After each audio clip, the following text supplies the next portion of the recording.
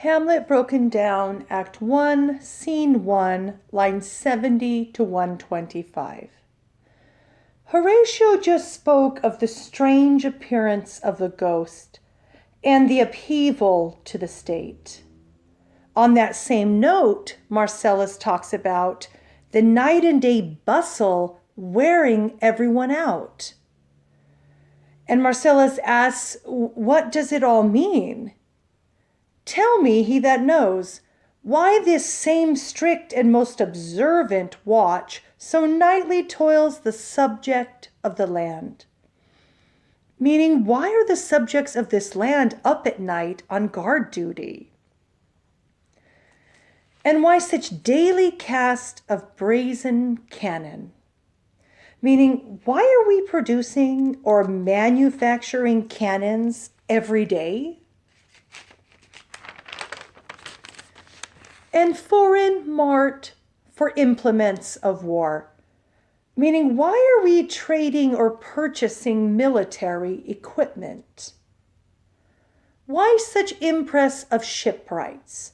Meaning, why are we drafting shipbuilders?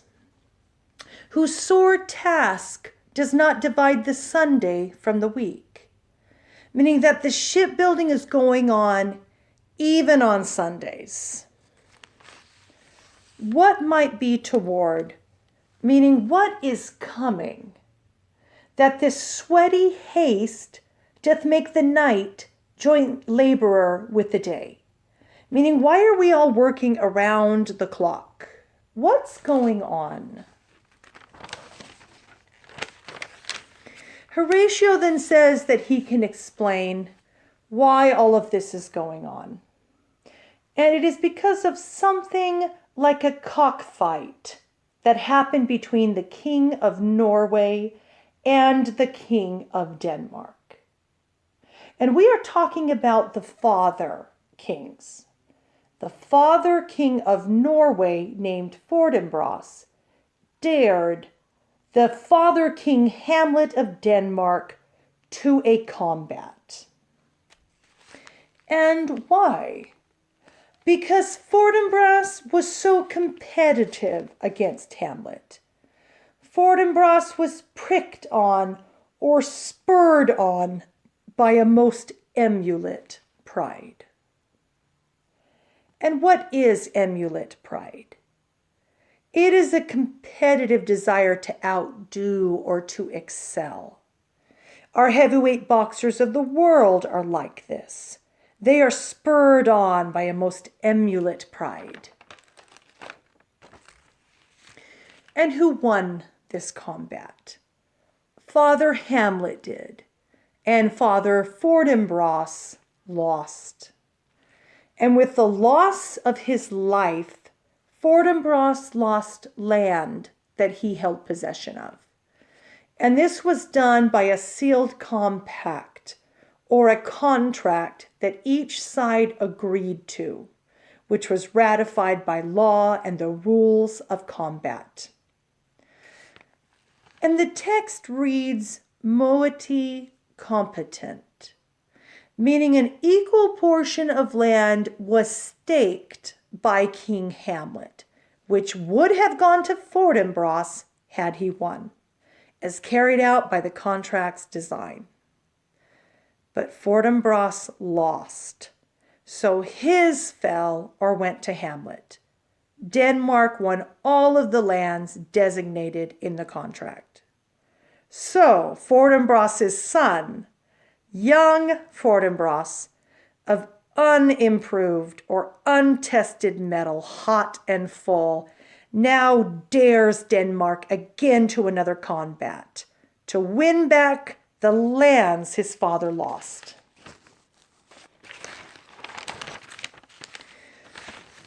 And who is young Fortinbras getting to fight with him? The text reads, young Fortinbras hath in the skirts of Norway, meaning the outlying parts of Norway, here and there, sharked up, meaning gathered together indiscriminately as a shark takes prey, a band of fighters. And these fighters are a bunch of desperados or lawless resolutes, people who are desperate and reckless. They sound much like the conquistadors of Spain who sailed over to America, criminals in search of booty or gain. But Horatio lowers them even further and basically says they are willing to fight for food and upkeep. So they've got a stomach in it, literally and venturesomely. So young Fortinbras is out on the warpath to recover of us the lands lost by his father. And this is why, to answer Marcellus's question, the land is feverish with activity and commotions, preparing for this sudden war with young Fortinbras. Bernardo concurs with this and adds that it makes sense then that this portentous figure or ghost comes as a sign or warning that something momentous is likely to happen, and that they are seeing the dead king because he was the cause of this coming war. And Horatio says, a mote it is to trouble the mind's eye, meaning that this is disturbing to the mind.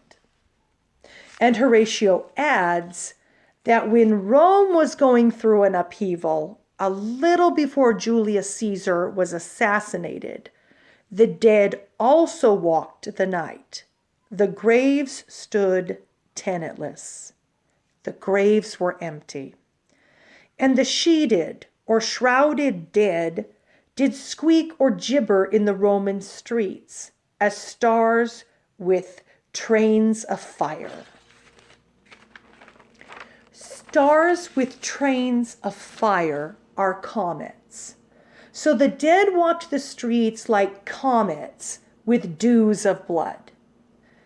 And not only that, the sun and the moon were eclipsed, or sick almost to doomsday.